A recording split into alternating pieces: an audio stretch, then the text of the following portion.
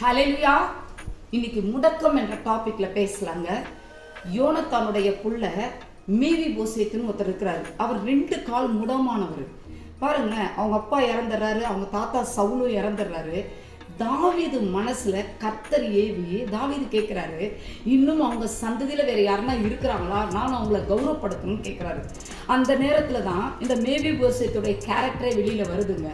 அழகா தாவீது ராஜாங்கத்துல கொண்டாந்து உட்கார வைக்கிறாருங்க. எங்கேயும் முடங்கி போய் கால் முடங்கி வெளியில வர முடியாம யாருக்கும் தெரியாத இருக்கிற ஒரு கேரக்டர் அவர் பிரயாணத்துல கர்த்தர் நினைச்சதுனால உயர்ந்த ஸ்தானத்துல கொண்டு போய் உட்கார வச்சாரு. இன்றைக்கு நம் பிரயாணத்திலும் அவருக்கு உண்மையா இருந்தால் உயர்ந்த ஸ்தானத்தில் கர்த்தர் நம்மையும் வைக்க வல்லவராய் இருக்கிறார்.